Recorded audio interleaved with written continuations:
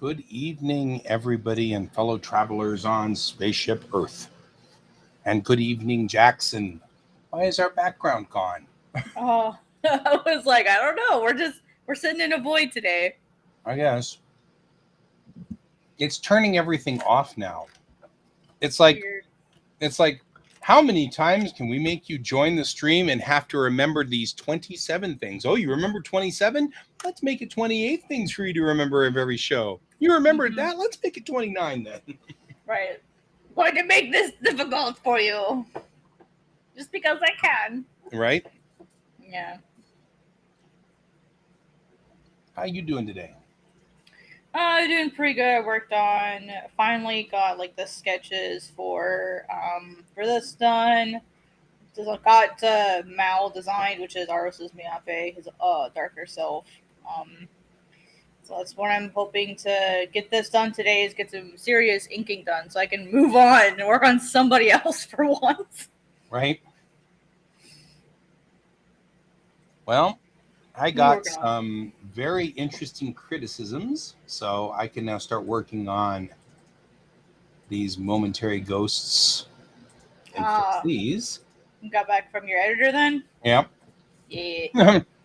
And he had some horribly sharp things to work on that I'm not going to be happy about. Oof. So we have a couple of minor fixes, but then we have a big fix, which I'm not sure about what to do with that one. So I'm going to have to poke around here and figure out what I want to do with it. But hopefully tonight will be a good night for that. So there we go. But I think his first critique was pretty straightforward, and I appreciated it. I understood it, which was if the girl they pick up has DNA that they've never seen before in their entire lives, then she'd be left on the big ship that shows up at the end. And I need her to be with the ship, our hero's ship, as our hero's ship leaves. So I was like, crap. That makes sense, yeah. Yeah, so I've decided to change her DNA pattern so it matches Chang's, and then make Chang's DNA group rare. So it's enough to make her suspicious, but not enough to make it so that she would go, we will now turn this over to Command and let Command deal with it. You know. Yeah, sort of basically like a little plot hole. Yeah. No, not the plot holes. That's one of the things that he hit me with. And the other one was we don't spend enough time with Alex, the girl, to attach to her to understand why she wants to stay. And I was like, that one's tougher because what he really thinks we should do is find some time and have her spend some time with the crew instead of going out and wandering around and doing stuff. That's going to be a rewrite of many pages. But this is why all of my pages are this complex, like you're about to see right here. Look how complex it is. Hang on. It's not. Keep them simple so it's less a pound. What do they say? An ounce of prevention is worth a pound of cure. Yeah. Yep. Yeah, that's why this is how complicated the art was. Yeah, keep it simple. Right, because now if I blow this entire page out, it won't matter. If I have to throw the page out so I can go redraw the thing, it's not going to matter. Yeah, that's why, like with the pitch deck that I'm making, and that's actually what I'm working on here. This is the whole like pitch deck. While I'm working on it, the pages I'm going to submit, I'm only going to draw out the first 5 pages, and then because that's all they asked for was 5 like nice artwork, like nice just to see what you're looking for, and then if I want to do the rest, I can keep them in maybe like a middle ground cleanup stage. So that way it's like, like a clean set of pencils so that it's like understandable. Yeah. Because I don't mind having to redraw like 5 pages or make changes to a few pages. I don't want to have to make changes to 20 or to 16 pages. I'm already having to redraw the first 70 that I've already made. So not again. Not again. I've learned my lessons the first few times.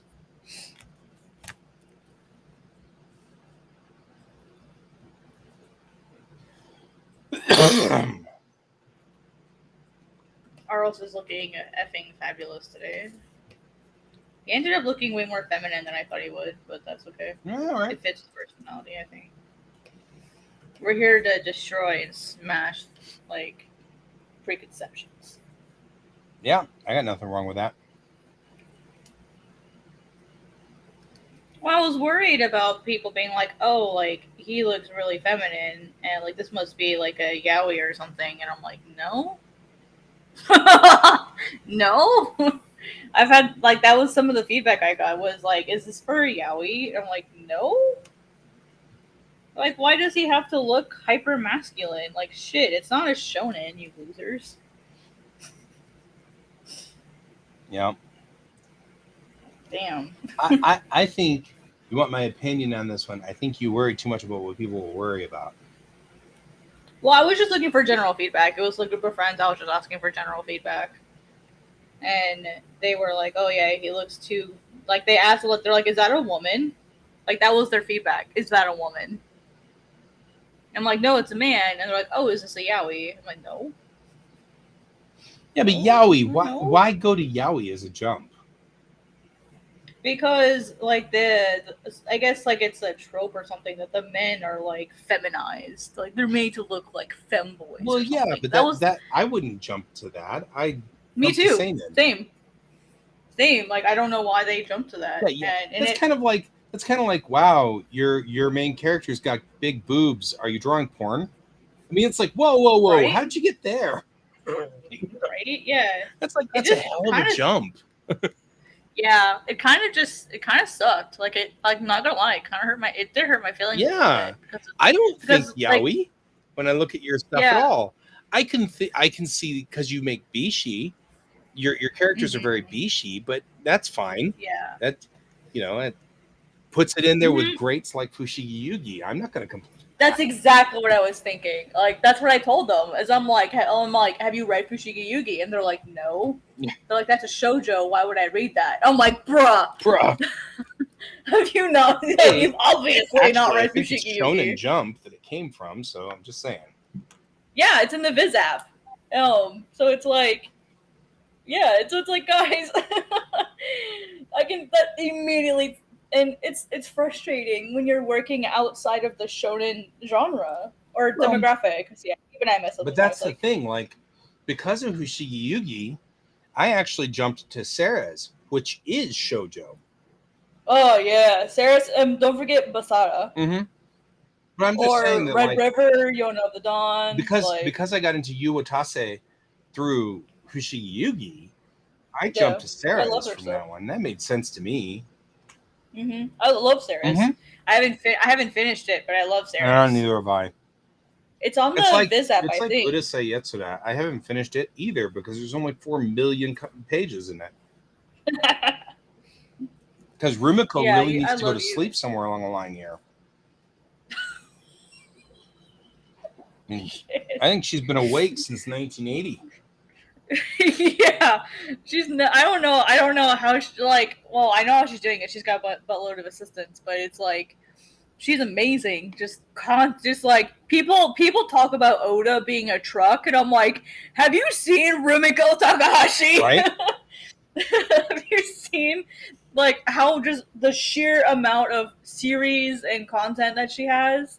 Like, yeah, there's Oda. He has one series that's this like humongous, like Tolkien like world, and then you have like Rumiko Takahashi, who's done the same thing, but they're all different. Right. Like, they're different series, but it's well known that they interact with each other in the Rumik world. So like I feel like everyone passes over like Rumiko Takahashi because they're like, oh well, she make like her art looks softer, I think, so they like pass over it, and it's like, and there tends to be like some romance in it, but it's like the romance isn't the focus of these stories usually. I mean, dude, look at like freaking Mermaid Saga. Like, oh my god. That was a brutal series.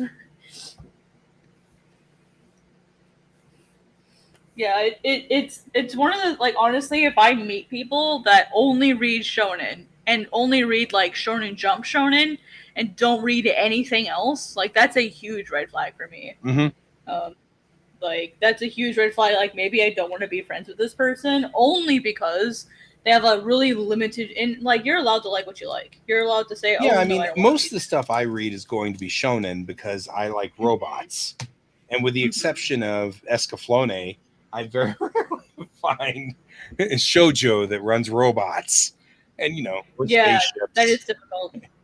Yeah, that is really difficult. But for me, it's more like these are people who like they read manga, like they have a very specific thing in mind, and like they're not wanting to broaden their horizons, and like they're only interested in like battle, fighting, like gotta have power scaling, blah blah blah. Blah. Like to me, that's a red flag as far as like friendship, and I hate to say that. I hate saying that, but it's like if you aren't willing to like expand, like call yourself like a shonen fan, don't call yourself a manga fan. Like to me they're different things. If you're not willing to expand, and now here's the caveat, like the only time I have a problem with someone who only reads shonen or only reads specific types of shonen, if they make assumptions on shoujo or josei or seinen because they've not read Right. those things.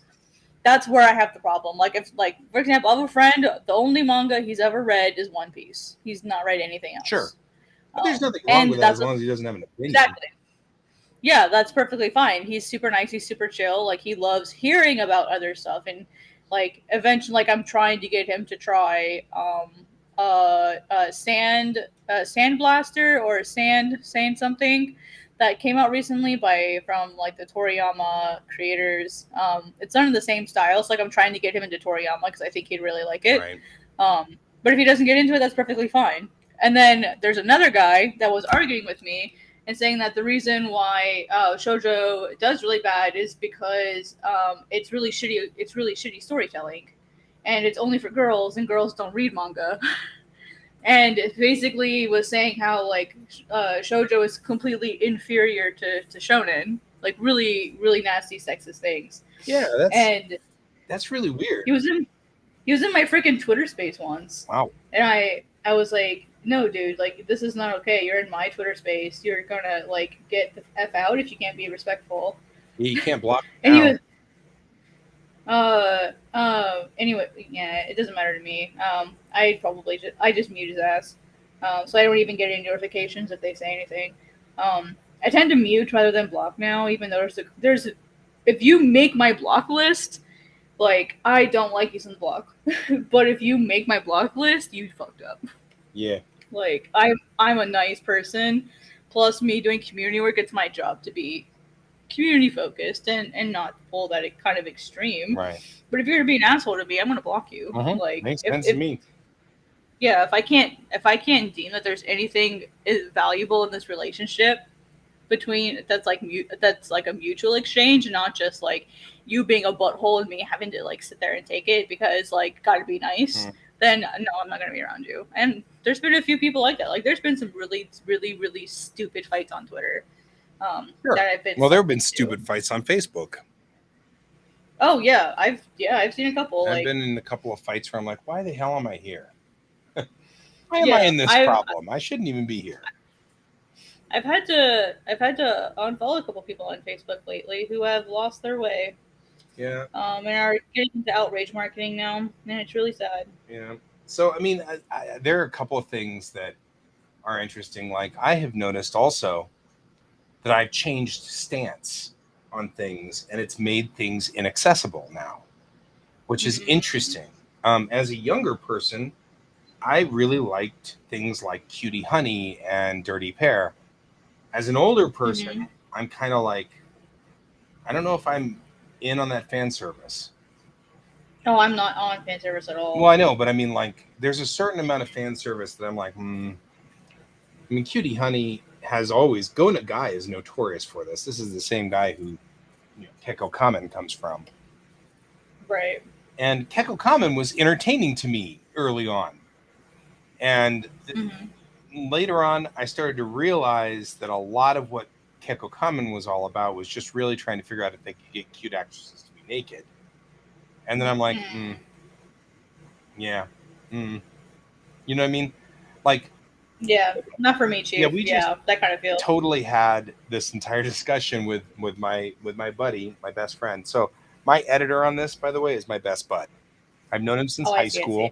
We met in high school because both of us were writing stories. And back in high school, you had to go to the computer lab to do that, not you. So you had to go to a specific building to do it, and there were all these, IBM 8080s. They weren't even like 286s at that point. There are all these old IBM things which had just a word processor on them. So he and I have been giving each other our writing for nigh on to 35 years now. Yeah. So this is a normal thing for me to give to him because I love to give him my stories, because he'll sit there and go, no, this isn't working. You're going to take this entire section out because I can't tell what's going on here. And you really need to pick up this character here. And he's like really, really good at being super detailed about that. You know what I mean? Yeah, I have a consultant that I work with as well. Yeah. And she was able, like when she read it, she was like, "Who's your protagonist?" She's like, "I know who your protagonist is, but I had no idea. Like, if I didn't know, like, I would have not known who your protagonist was." And I was like, "What?" But sometimes he's wrong. He looked at he read the Omake, and he just got all hung up on the fact that Captain Chang was naked through the entire scene. He just couldn't leave that alone. And I'm like, different morals, different time. And he's like, yes, but she's a captain. She should put on her jacket or something because she's doing something official. And I'm like, she's not. The whole scene is her friend waking her up and saying, get up, dude, I'm leaving. And her going, what about you again? Who are you? She's hungover. Yeah. Oh, what's going on? What's happening? Right. So she's not getting dressed. This is also a buddy of hers. This is also an alien. So not literally an alien, but it's an AI, which means that the AI doesn't see really any difference necessarily. I mean, the AI does, but it'd be kind of like if you had, I don't know, if you saw a cat without their collar on. Like, no, heaven forbid. How dare you? You'd be like, you should probably put your collar on your cat just in case the cat escapes. But you wouldn't be like, oh, I'm shocked. Your cat is naked. Because the blasphemy that way. So different culture and stuff like that. But so sometimes he does get hung up. But that's something I've noticed, that as I've grown older, I've gotten much more fine definition on that. Like, nudity in Bellatrix Rising is targeted for a reason. It's supposed to be we're over it. We're done with being obsessed about our bodies and whether they're perfect or not. And we're over hiding them in shame or not, or whatever. We're over that. Yeah. That's what it's supposed to be. And so it's supposed to illustrate that we just don't care. It's fine. We don't care. We're okay. We're cool. But it's a point. Whereas like Cutie Honey, she every time she transforms, she has to get completely naked every time. So that you can see Cutie Honey completely naked. And I'm like, okay. Well, like, and like the dirty pair who are barely wearing any clothes at all. Right. And I'm like, yeah, I was always really turned off by fan service for some reason. Yeah. Like, it didn't matter if it was male, female fan service. It didn't matter. Like, something just never clicked with me about it. And so now when I see like what they call TNA, especially in like crowdfunding. Yeah. Like, I don't care. Like, and there are people that get offended by that. They're like, "Oh, you're sex shaming," and it's like, no, if I, for example, like, there's a good friend of mine. Like, I can't say he's a good friend, but we're friends, I think. Like, we're respectful of each other, and for the most part, his stuff, he has a lot of like, I want to call it fan service, but that's the type of that's the stuff that he talks about. That's the stuff that he wants to do. Like, that's the kind of variance that he has to help like sell his Kickstarters and stuff. And I'm not interested in that. And there was a discussion where he's like, if I were to do this, would you support it? And I said no. And it sounded like he got a little offended by that. And it's like, dude, like, I don't care what you do. Like, if you use sex to sell your Kickstarter, I don't want to support your Kickstarter because that's not what I'm about. Like, and if your story is about like not safe for work content, you know, where like some girl's butt or boobs is hanging out half the time, that's not something I want because I'm not your demographic. Like, and he got offended by that. My feeling on this one, well, because you're making, in his mind's eye, you're making a judgment on him, which of course you're not. But in his mind's eye, you are. Yeah, it's like that's not what it'd be like if he didn't like, you know, gods and mythology and ghosts, and he decided because he doesn't like ghost stories, he doesn't want to read my manga. Oh, are you shaming ghosts? Do you think ghosts aren't real? Like, do you hate magic and stuff? Do you hate the occult? Like, are you religiously oppressing me? You know, like I could do the exact same thing, but I don't because I know that like that's not your thing. It's like not what you're into. You know.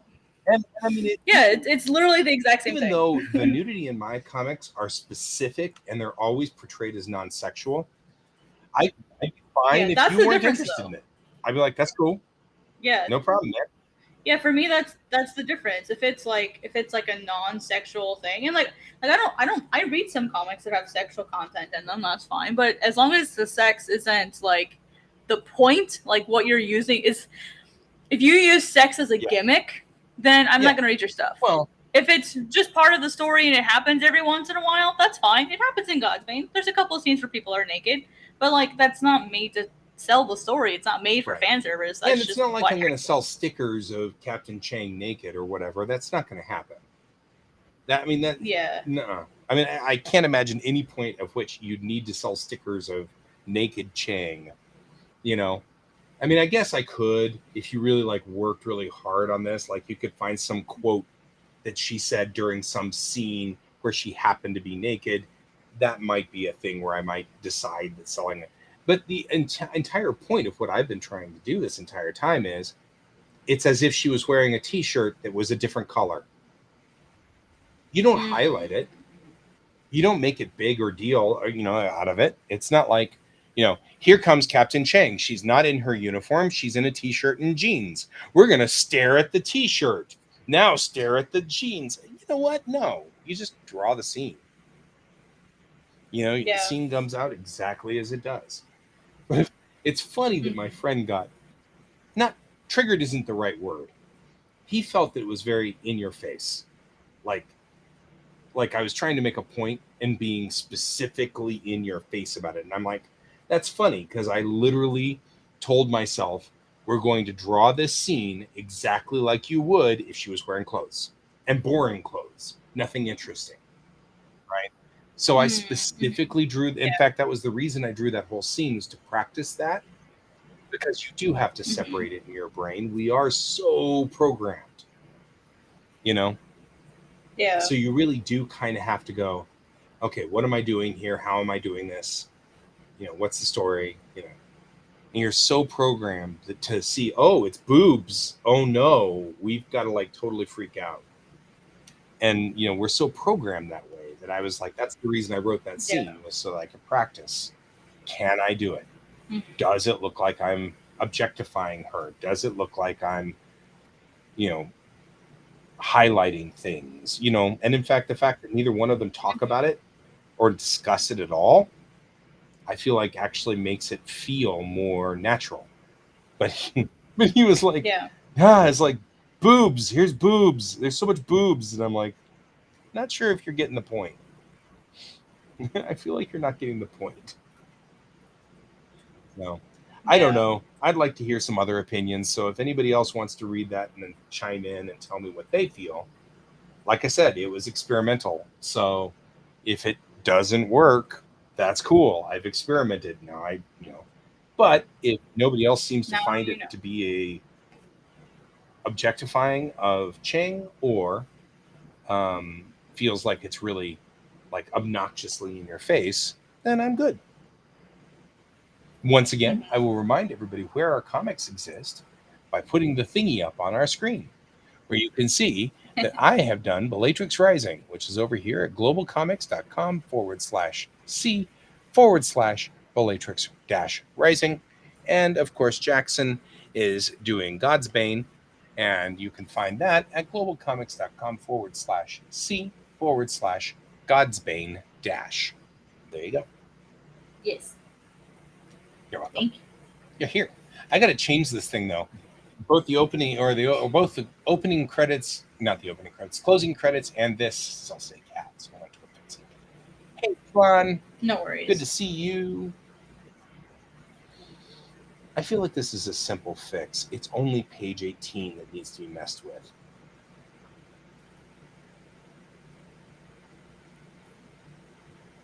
Yeah, I think I can just fix page 18 and we'll be fine on 2.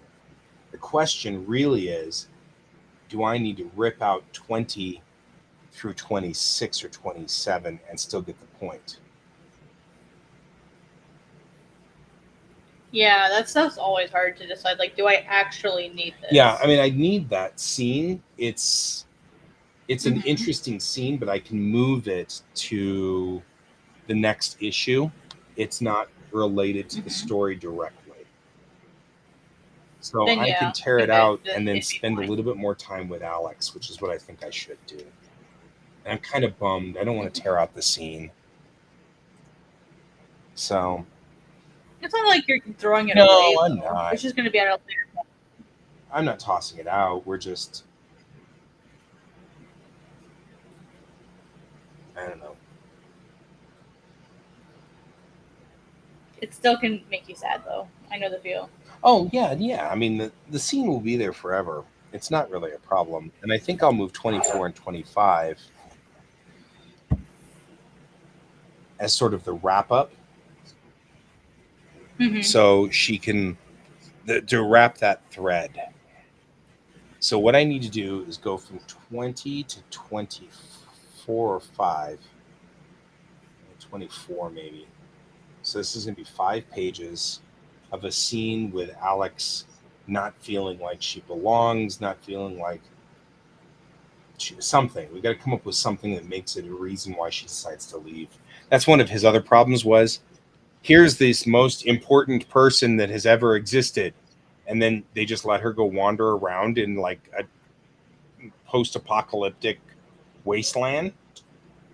You know.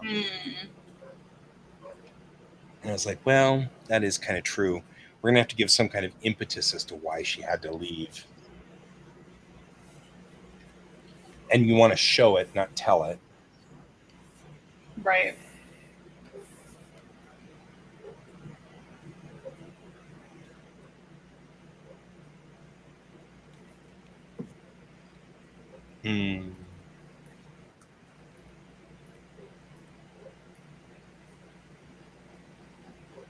Can't get these to line up. Somebody's dog's out there yapping away. I'm not opening my window yet, my door. The last few days have been really brutal. It's still 27 degrees outside. Hot. Oof. Let's see. Yeah, I had it open earlier today for maybe like 5 minutes, and then I'm like, and you regretted your life choices. Yeah, it's 25 here. Yeah. Hey, Chuan, what's the temperature in Vietnam? I'm curious. What's your temperature? It's 27 Celsius here in Denver. It's so hot. But you probably actually think that's kind of cold because you're in monsoon land where you're like, it gets brutal there. Yeah. It's 25 here in Tennessee. That's too hot for night. Oh. You can't even sleep. It is. You can't sleep in 25 degrees. Nope. I can do 20, but I can't do 25. Right? Hi, Miso. Gonna be chill once today? it gets to 20 and below, we're good. Once it drops below 20. But if it's going to sit there and screw around at 27, I can't believe that we're hotter than you. Right? It's been like that a lot lately, I've noticed. Like the last few days, it's been so hot. Ugh. We've had, I was looking at our schedule, or not schedule, schedule, our weather schedule. Our weather forecast. Schedule, that weird weather schedule. Mm-hmm. There is not one day below 30 for the next week and a half. Not right. Like, there's a couple days it goes all the way up to 39. Hey, Chuan, that's true. We did not have a live stream yesterday. We do not usually Correct. stream on Friday night through Saturday or through Sunday day. So this is the first stream of the new week. This is effectively our Monday stream.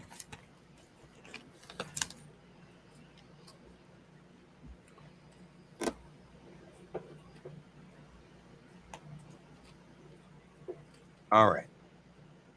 I'm saving these scenes so that we can come back to them later, because I'm going to delete them from here, and we're going to redo this area, because I really don't think this is going to be viable anyway.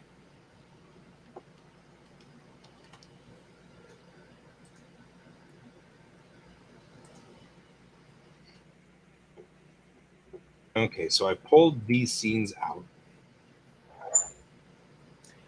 and this whole section is going to be saved somewhere else.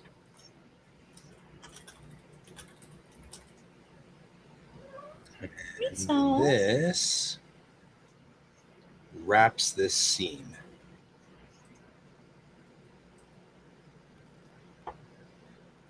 He was also saying that he had a problem with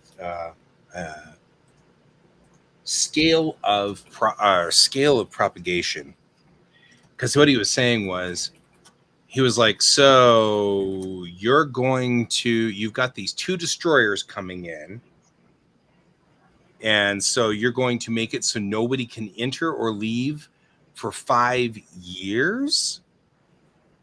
He's like, that's a little rough, don't you think? I mean, yeah, I get it. You're not going to be able to spar with these 2 destroyers, but that's a little excessive. That will solve easily. He can solve that one pretty simply. Or we can solve that one in the system here by just making it only screws up the system for like 2 weeks. He's like, 2 weeks is fine.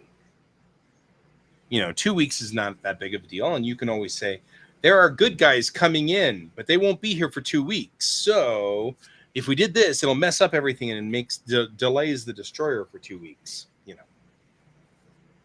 And I was like, that's probably better. All right, 1, 2, 3, 4, 5, 6, 7, 8. Now I have 8 pages that need to be filled by something. So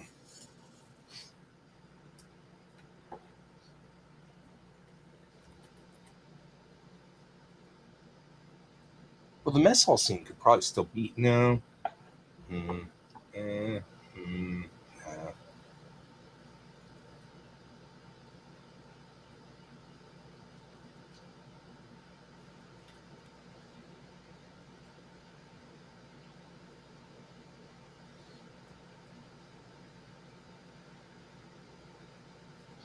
Originally, when I had her meet the cat, it was in her VIP quarters. And the cat said something like, we can't talk here. There's an AI and he's trying to find me. And so he's looking for me and I don't want him to find me. So we have to go talk somewhere else. And I kind of liked that because that got her off the ship. But it allowed them to talk for a little while on the ship. So maybe I'll do that instead of bringing the cat.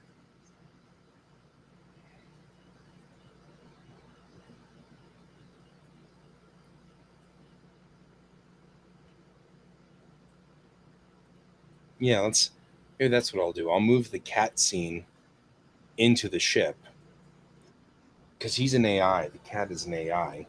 And so if the cat is being chased by another AI around the ship, he's using ship resources somewhere, and the AI is looking for what resources are being used. That's probably a better scene, so maybe I'll do that. I'm just talking out loud. You don't need to respond. You're good. Miso's got my arm held hostage. Yep. 'Tis the end of your arm. Rest in peace, arm. I love that. Tell me I'm wrong. No, No, you're not. You're definitely Right? not wrong. I've been there. So our elder cat is kind of at the stage of, I hate everything. So any bit of comfort in this world that I can eke out, I'm going to. So you sit down in the chair and she gets up to come over and get in your lap right away.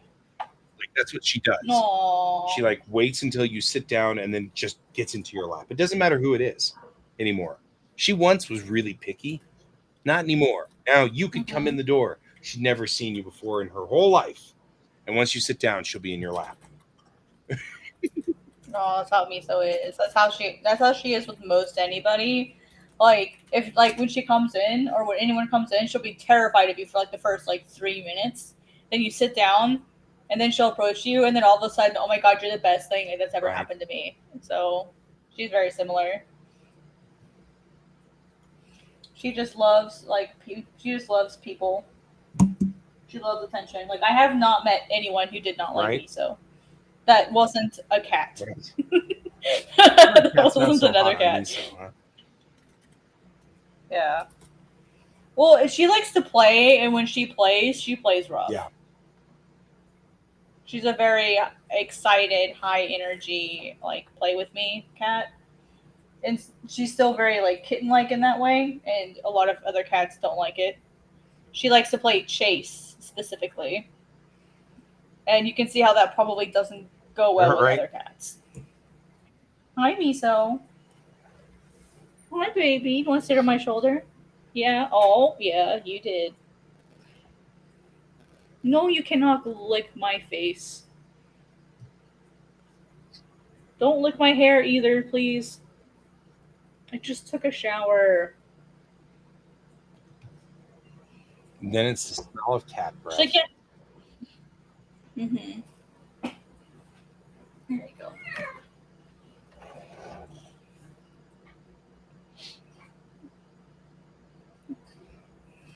You're gonna have to sit over there, Miso.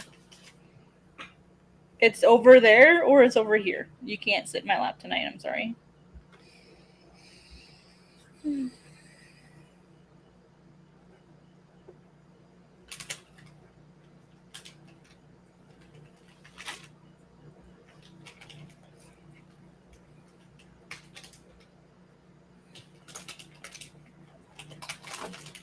Would you stop biting my popcorn?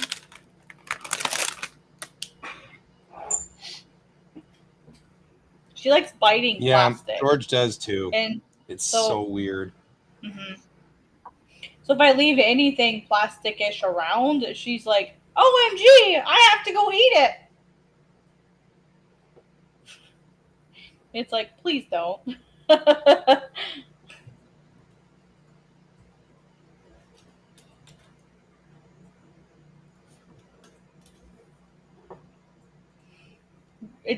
She's opened a couple things of bread that way. It's gluten-free bread is bad enough. And then she decides, oh, I'm gonna eat this, and then my bread goes stale faster than it. Yeah. That's the thing. Like this weird thing that's happened with this, my air conditioning unit. And he's taken the entire drain thing and dragged it off to my room now, and it's under the bed. So the entire hose that connected it is now just riddled with teeth marks, and he's killed it. It's dead. Whatever it is dead. So now, the solution that I had, because this was dripping onto the carpet, the solution I had was to take. I went and got a pan that you usually put underneath your water heater, and I went and bought one for $20 or whatever, and then brought it over here and then stuck it underneath there. So now it's just dripping water into the pan because it's the condensation out point, where when the AC unit develops condensation, it starts to get water in it. So it's got the system to run the water out, and you're supposed to run that hose outside your room and out into somewhere else, so it goes outside.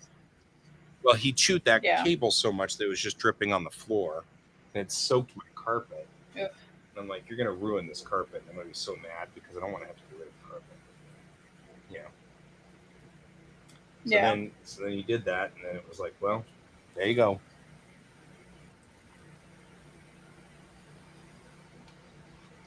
So, Yep. Because he's a weirdo. If I don't put like any of my plastic away, like grocery wise, she will chew into it. Doesn't matter if it's trash bags, doesn't matter if it's toilet paper or bread. If there's plastic, she will chew on it. It makes me like scared to death that she's gonna chew on something and then she's gonna get sick and I'm gonna go to the vet. So I just try to do everything right when I get home, immediately take care of it. Right. It's like, Miso, why are you making my life so hard? Mm-mm.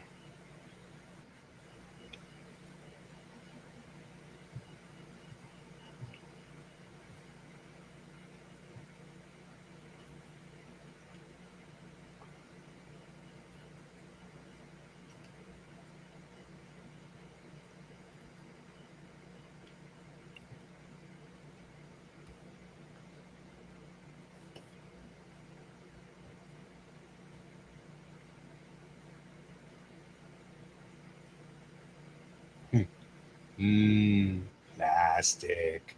And it makes me wonder, what do they find so fascinating about the plastic? Why? Hi, Dustin. She still chirp? Miso, yeah, she still chirps.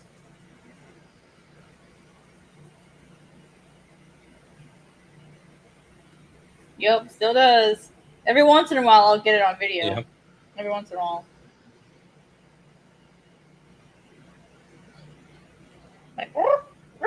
Like that. It's more like a trill than a chirp now, but she still does her chirp every once in a while. It's really cute. Brent. Hey, Brent, what's up? Parents eating dinner though. It's always a pleasure. How you doing, Dustin? Oh, sorry. Yeah, eating dinner with family is perfectly fine, Brent. Like, how dare you have social time with your family? What were you thinking?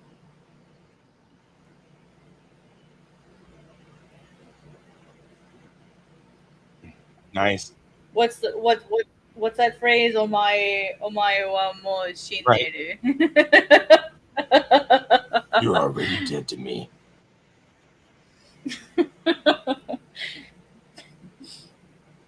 I like the fact that you use Omaiwa too, as if that wasn't like dirty enough. Right? I think the original quote is Omae. I'm pretty sure that's the original quote. Is Omae. Oh yeah, and yeah, that's pretty dirty. Oh yeah, it is. Yeah. I had this one person in my Discord server that came in who was doing the whole like you know like the whole like moe culture, like moe, like they were acting like that. They were actually acting out a moe persona and using like all the time, and they were constantly posting gifs of like moe characters. And then, like, out of nowhere, they just decided to throw out Omae and Kono Yaro all the time. And I was like, oh no, bruh, stop it. like, I understand. Like, they're like, that's just how weebs talk to each other. And I'm like, no. Like, you are literally otaku in, like, the worst sense of the word. You are the definition of the original otaku, so no, we do not do that here. So I put a stop to that like right away. So like I DM'd them and said, hey, like it's not okay to use Omaya. And they'd said it like 2 or 3 times to people, and it was making others uncomfortable because like they understand like the cultural significance behind calling someone Omaya. I feel bad. I just feel bad saying it so many times. But I'm giving a lesson here, so it's okay. But yeah, like they were like, it's like we know like how Maya is like a really big deal, and so I DM'd them and I was like, look, like I understand, like, you're having a lot of fun, but this is like a serious server. We're trying to be semi-professional here. Calling someone on my, especially, and then like turning on me as like the admin of the server and saying that it's not okay, like, or that you're basically saying like, oh, it's okay that I do it because, you know, like that's how weebs talk to each other. This isn't a weeb server. This is the manga making server. And like, if you were to act that way, like in front of a professional, like that would be really offensive. So, and then they're like, okay, I'll just call you Konoyaro then. No. And I'm like, oh, bruh, like you're basically just being a troll at this point. So, like, get lost. I think they're still in the server, but they've not said anything. Always watching, Wazowski. I can't do the voice. I'm always watching. Right. And the answer to your question, Brent, probably. I know you tagged me in a couple of posts. Hey, Jong. Hey, aliens. Hey, Dustin. What's up? Wow, all my YouTube peeps are coming in finally. Thank you, YouTube, for finally getting my stuff out to people. Right, alerting people finally. I've noticed that it takes about 30 minutes. Okay, it's been longer than 30 minutes, but usually it takes about 30 minutes or so. And then people will start coming in.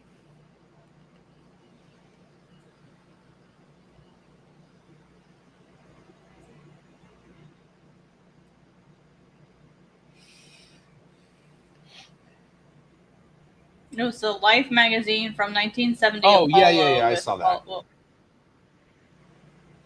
Apollo 18? You mean 13, yeah?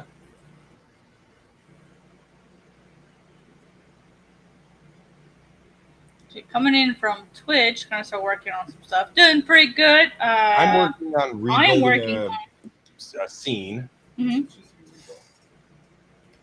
You finally heard back from your editor. I got it back from the editor, and now I got to rebuild the scene. It's fine.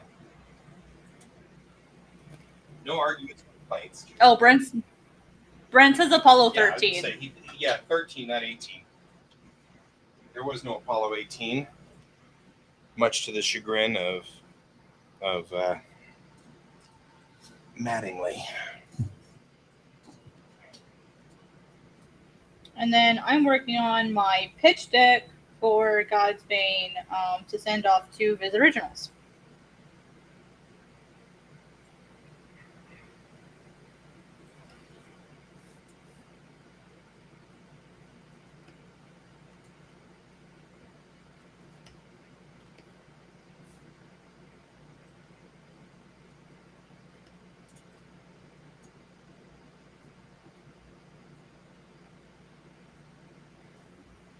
I'm like, I didn't honestly ever Viz, yeah. When I went to San Diego Comic-Con, I had a portfolio review with Viz Media that went pretty good considering how badly it went. I know it sounds really funny. I'll keep it really short. I brought the wrong portfolio to the portfolio review. Instead of bringing my generalist portfolio, I accidentally brought the work in progress pitch deck that I had, and that was the only thing that I had.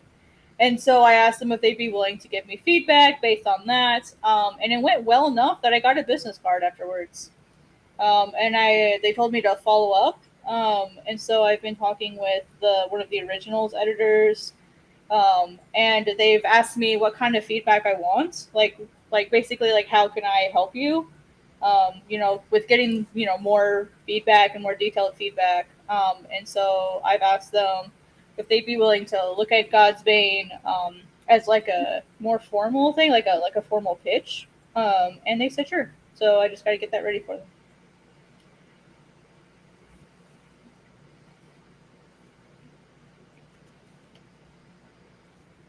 So I'm really nervous and really scared, but it's okay.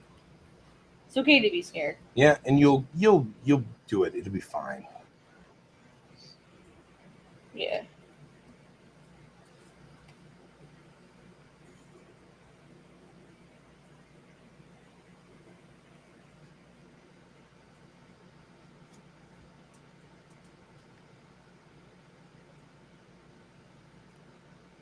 Yeah, it was actually really funny while I was there. So I I didn't know like who the judges or like reviewers were going to be. As I'm sitting there, I've said this like 50 million times. If you've already heard this, I'm sorry.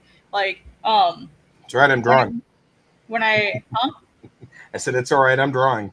Okay. When I was sitting there, like panicking because I knew I had like my wrong portfolio. I was like, okay, well, I know one of these guys looks really familiar. Like, I know I should know who this is. And I'm like scrolling through like the Viz Media LinkedIn trying to figure out who this person is. And I stop and I'm like, my stomach like fell to the floor. I was like, oh my gosh, no! It was like Michael from The Office. No, no! That was like me internally screaming. It was freaking Sasaki Hisashi, former editor of Weekly Shonen Jump, when Right. they had the wrong portfolio.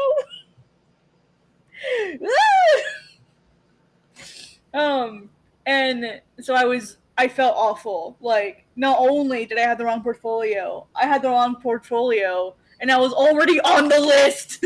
So if I didn't show up, I'd be a no-show, which does not look good. So, especially if I were to want to go to like future reviews. So I thought, you know what? I'm talking with the girl who's sitting next to me, and like she kind of like helped me like realize that it's better to go up and ask. Like the worst they'll say is no.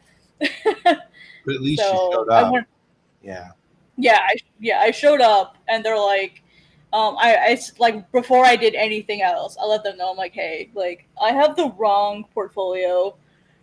Can you give me like feedback on what I do have like as its own merit, not with it being a pitch review, just like the art by itself. Can you give me feedback on that? And they're like, yeah, sure. So I sat down and it went well, and at the end they gave me a business card and said to follow up. So like even though like I went in with like completely unprepared, it worked out in my favor. So, which is funny, every time I've gotten a break, that's exactly how it's happened. I've been completely unprepared every time I've gotten a break. Yeah, it's like actually, the first, I now carry one copy of all of my comics with me, one physical copy with me everywhere, because I've been caught now too many times going, and people are like, hi, I'm so-and-so from this very important thing. And who are you? And I'm Guy. What do you do? Oh, I draw comics. Oh, really? Because I do something with comics. Can you show me some of your work? And I'm like, well, no. So now I just carry stuff with me now all the time. It's easy because I've got printed out copies of my comics, so I can just hand them the books, which actually is also kind of an impact, because once you hit them with an actual printed copy of your book, you're like, damn, this is printed, That's kind of cool. It can also work as a leave behind. Yeah. So, like if they like it that much, or if you feel it's valuable enough to leave it with them, you're able to do that. Something, yep, I have done. You can keep it, I've got 1 million more than I never sell, so there's that. Well, you don't want to tell them that. I like the other time that happened, something similar happened to me was when I was I was interning with Tokyo Pop at the time, and I was walking one of their manga creators to a panel, and this was a how to draw manga panel with Wacom and Clip Studio. So they actually had an extra seat on the panel, and after I walked her there, they were like, "Oh, like Natalia, like do you know do you know anybody that's here that could draw?" Natalia looks at me, and goes, "Oh, she draws. It's really good. It's really nice." And I was like, "Huh? What? No! Don't recommend me." I'd only been using Clip Studio for maybe like a year, so I didn't feel like I was like super confident with it yet. But they're like, "Oh, well, can you show me some of your work?" And this is Anime Expo, right? Yeah. And so like the internet's not super great, and so I'm like, "Oh shoot, like let me see maybe like." So I'm like trying to fit. I didn't have anything prepared because I didn't plan on that happening. Right. That's been my problem the entire time. This imposter syndrome that you and I both suffer from has just kicked my ass on that one, because I'm like, every time I go into these situations with these bigwigs of some sort or another, I'm always like, they're not going to want to talk to me, and they don't really care about me, so I don't need to be prepared. Some part of my brain just like, don't worry about it, it's fine. They're never going to talk to you, it's fine. And then they do. Well, that and then I'm like, right? Yeah, and it's like, oh, for Anime Expo specifically, I was there to work for Tokyo Pop. Yeah. Like, that's what I was there for. I was supposed to get back to the table, and so like I had to call one of the Tokyo Pop people and be like, hey, like, can I be on this panel? Like, they've actually asked me to be there, and they're like, hell yeah, like, go enjoy it, like, go do it, like you got this. right. So they were really supportive, which was really awesome. Like, Tokyo Pop was really, really great to me. I know people talk trash about them, but they were nothing but kind to me. Sure. Like, they definitely tried to make sure to take care of me while I was there. So anyway, but yeah, so like I decided. So not only did I get on this panel that, by the way, had 500 attendees, they had to stop letting people in. Yeah. So, which was crazy. Like, that was my first big panel, because I think the first panel I was ever on was that one at Rocky Mountain Comic Con forever ago. Yeah. That was technically the first panel I ever did. And then there was that one. And then during that panel, like, as we were like finishing getting ready, there was a piece of equipment that Wacom had brought that wasn't functioning. And so they're like, oh, well, I need to like run back, and I'm the only person with the code. And that was the moderator. So we were going to lose our moderator. And so he looks at all of the artists and is like, who wants to moderate? And you know how artists are. They're like, no, not me. And I'm like, I'll do it. Right. I live stream. I'm used to talking to people. And it went so well that they invited me back to moderate the next day. Right. So I ended up moderating 2 panels at Anime Expo with like no preparation, nothing. Like, I didn't really. And here, one of the artists I knew of, like, her name is Zelda CW. She does amazing manga manhwa. She has a lot of like artwork for Heaven's Official Blessing and like that line. So like, I knew of her work, but I didn't know that the Zelda sitting right next to me was that Zelda. Right. So when I was introducing them and reading my script, I went, "You're that Zelda!" And so I'm moderating, right? And I have like a mini fangirl moment for like 3 seconds where I'm freaking out because I realize who this person is on my left-hand side. I'm like freaking out. And then I move forward. And like after that, we've been like, I'd say not like super close friends, but like I hang out on her streams, and like we can talk and stuff, and we're pretty chill, and she remembers me when I go in and stuff. So like since then we've been like friends, not like super close friends, but we've been friends, like business acquaintances. But she's super nice, she's super chill. So yeah. Oh, and then that opportunity, because I did those 2 really. So after those were over, I went to like on my time off at Anime Expo to go do what I wanted to do. I went to Wacom's booth and I drew live at their booth just for fun, for lulz. And they had this big old screen that would like face the crowd, and I was working on some Godsbane pages at the time, like some of the drafts I was making. And people stopped and I talked to them and I gave them advice. I just did what I do here. I just draw and people talk to people. I talk to people and draw. Mm-hmm. Yeah, they were so like pleased with that I did that on my own, that the next week on Tuesday I got invited to be their resident at San Diego Comic-Con. I got a free ticket. I totally lucked out being in the same place as Ben Dunn. No, I didn't necessarily luck out. I think somebody was trying to set me up with that, and I think that somebody is somebody I know rather well. But I think Neil was trying to set me up because he managed to get us into a panel where it was just like Todd, Neil, me, and Ben Dunn. And there was nobody else there. So I got to talk one-on-one, and then Ben asked, is anybody here writing? And I'm like, I'm writing. He's like, let me see your comic. It was like, okay. And I happened to be tabling, so my comics were at my table. So I gave him the comics, and he read through them, and he's like, these are good. Send them to me. And, he's like, okay. Did you follow up with him after that? I sent him PDFs of all of Blight's Rising up to that point. He said, "Did you ever hear back?" He wrote back and said, "When there's an opening on the calendar, I'll tell you, and we can put it in." Like with the Antarctic Press? Dude, I know Right? Ben Dunn. I can, if you want, I can like refresh that conversation for At you. some point in time, maybe that'd be fine, but I'm not pressed at this moment. Yeah. I think Yeah, he's I'll waiting. I'll let him know. Waiting for me to have more. So he wants me to finish 2 and 3. I think is what he's really waiting for, because Okay. he wants to start something akin to Shonen Jump. Something that has a number of 16-page runs.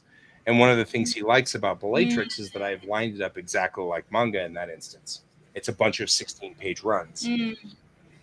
Okay, cool. Yeah, I was gonna say, because if you needed like a new introduction, if you felt like you needed that, like, I'm not super close to Ben Dunn, but because with my work at Global Comics, like sometimes I end up talking because to he's him, got a bunch of stuff on. and the person who that was does, actually something that was really fun the other day. I was noticing on Global Comics that my comic was right up there with all the Antarctic Press comics, just sitting in there in a little clump.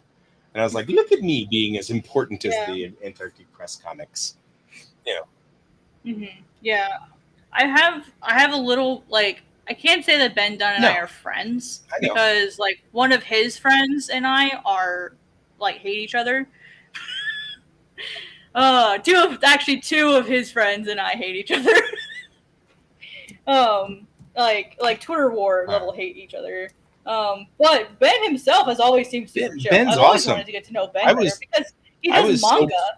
Like, he seems like a really chill I was dude. so freaked out when I talked to him at first. Then he just was like, "What's up?" I'm talking to Ben Dunn, and that's what. Right? Like, that's what attracted me initially to like this podcast that he does. He does this podcast with a creator called Myobi. And like, that's what attracted me to this podcast, is they all know manga. They all talk about manga. So I was like, wow, this seems like really cool. This seems like really chill. And then like for whatever reason, like me and these two two of his co-hosts just couldn't get along. For whatever reason. It is what it is, but like whenever I've been at conventions, I've always stopped by the Antarctic Press booth, said hi. Like, I haven't actually gotten to meet him in person yet, but I'd like to. He seems like a really cool guy. I'd really like to get to know Ben better, but we'll see how it goes. He seems nice. Maybe I'll introduce you Sounds to like him. you had a really good experience too. I said maybe I'll introduce you to him. Maybe, yeah. Like, I've always, because like I want to meet more like manga people, and he seems like he knows what he's talking about. So like, I'd love to like get to talk to someone who has like way more like actual like industry experience than me. Because the only experience I really have is like vicariously through other people and like what they've told me, and then like Tokyo Pop. That's really the only like manga experience that I have. So I'd love to like actually get to talk to people who have done it and are doing it. You know what I mean? So I've always wanted to get to talk to them. And I'm like, maybe. Well, there's flexing, and like, which is to me is showing off, and then there's like, there's just, this is the reality of what happened. No, I there was no chance I was showing off. However, sometimes there is just a flex because flexed, and I can kind of see that that's what he's saying, is that was a big move, and it was like, but I didn't think about it. Usually I don't think about that until after it's happened, which is probably good. Because if I think about it at the time, I'll get all caught up in it, and then I'll freak myself out. So, I agree with you, Brent. I will knuckle down, and I'm working on book 2 right here, right now.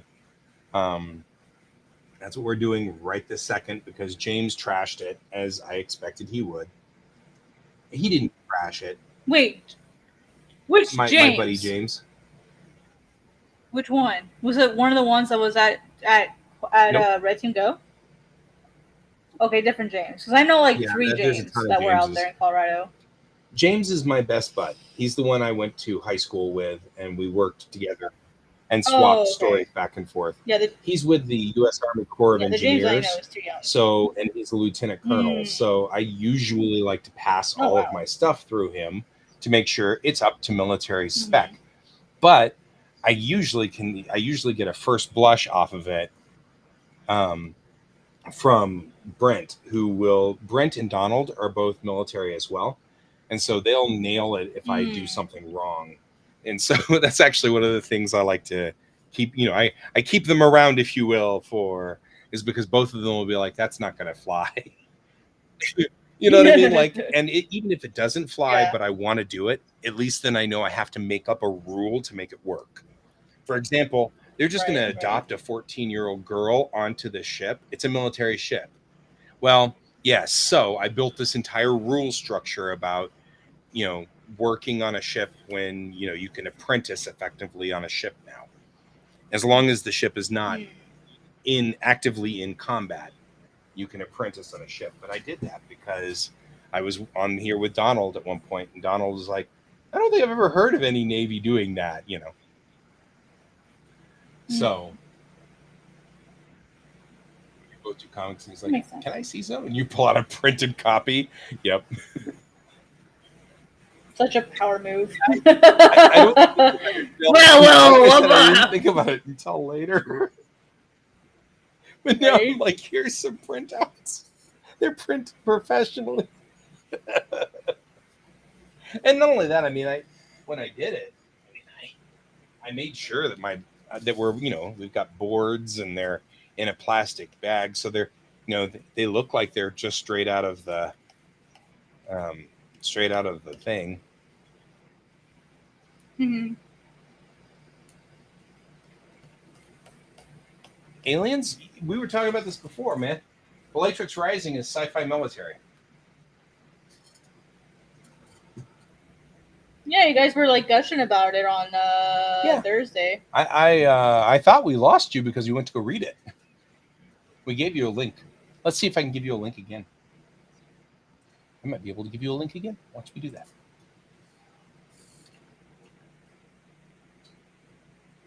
It always goes there. I don't want it to go there. I want it to go there.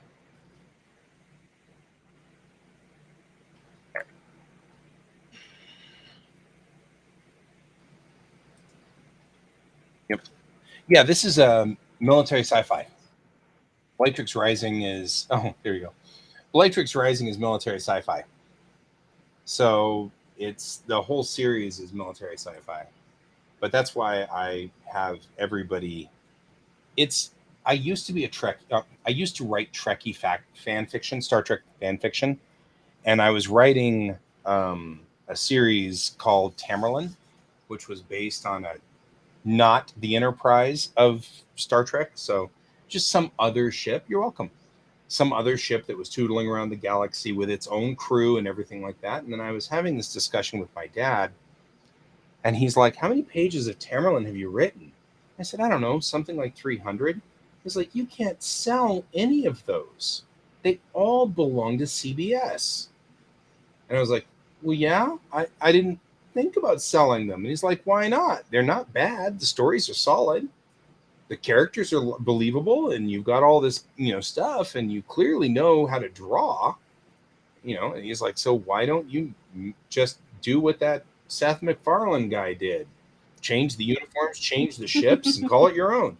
Nothing you did in Tamerlane was with Kirk, Spock, and McCoy, so it won't matter.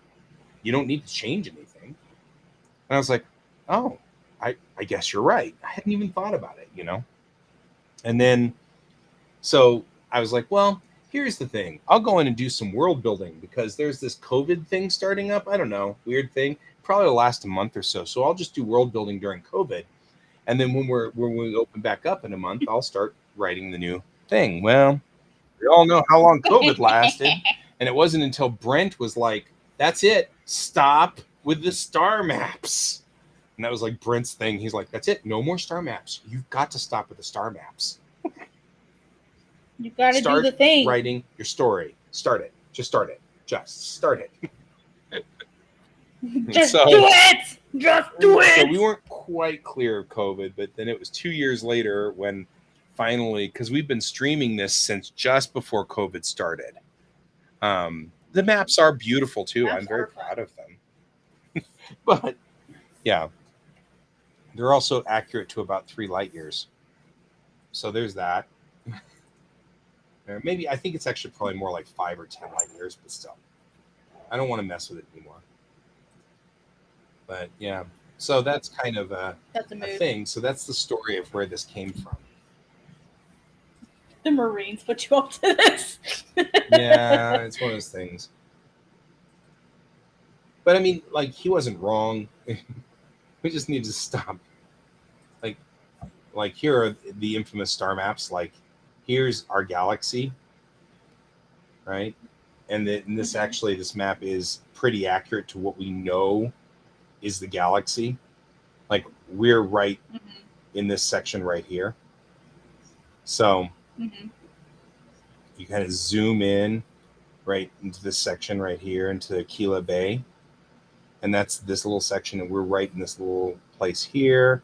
We keep zooming in and in this area, and then that breaks down to, this whole quadrant breaks down to the next map, which is this guy here, right? So that is just 2 of those. And then you break in here, and then you've got the human local zone, and this is our POZ for what what Unity controls in this area. And the Unity is here, the Pleiades are here, Beehive is here, the Commonwealth is here, and Sol is right there. So the Pleiades are actually these guys right here. They're moving along crossways across the galaxy. No. So the Pleiades actually, they believe, belonged to another galaxy that collided with us a long time ago. So the Pleiades aren't moving in the same way. They're moving kind of crossways across the arm. And they're not the same type of stars. They're different. Oh, and that's like inertia type, basically, because so they're still moving. Yeah, they're still direction. moving across the arm. So if you look at the arm itself, let's move back to the bigger one, bigger map here. These arms, everything is kind of moving in a way that's kind of like towards the center, right? So all the arms keep kind of pulling in, but the Pleiades are moving this way. That makes sense. Then, yeah, based on that trajectory, it would make sense it was a collision. Yeah. Oh yeah, that became fun. Hey, but I did it. That's super cool. You know, a 3D version of the galaxy? No, I have a 3D version of the local space, but yeah. Okay. That's so, like, such a boss move. That's so cool. Yeah. There you go. So this is the local space. So Bellatrix is right here. So for those of you who are wondering, Bellatrix is the left shoulder of Orion. So if you look at the constellation of Orion, the left shoulder is Bellatrix, the right shoulder is Betelgeuse. I was wondering if that's what the reference was to. It's the left star of Orion. So I was wondering. I always wanted to ask. You were worried you get an explanation like this. These are all real stars that are right around Bellatrix. These are like honest to God stars that are literally around it. So like all of these are places that I have now named, because of course nobody's going to land on these planets and then go, oh, we're going to name it ARC 4432105 because that's easy. Instead, they're going to name it something else. So like they do that and everything goes through here. And then here's Moment right here. This is where we are in the story right now. So it's in the sunset sector. And this is that new thread terminus that the whole story is talking about. So in the story, they've opened a new terminus. A thread has come in from Earth directly. Bob. We're calling it Planet Bob. You guys just need to... This is where one Ford Prefect is from here. So this is the thread that comes in, that starts up in this story. That's one of the... We're both going completely different. Absolutely. It's just that it's a Star Trek-esque story, but it is definitely military. So it becomes one of those things where every so often my military folks say, not sure. So you can also see here the wall, and this is where the clouds of hydrogen H1 clouds start. There's a bubble that surrounds the Earth, and the theory is with the astronomers that when the Pleiades came through our area, it took the H1 clouds with it. So they created this open area around Earth and around Sol and around all the Vega and, Sirius and, Alpha Centauri, all those stars that are close to us.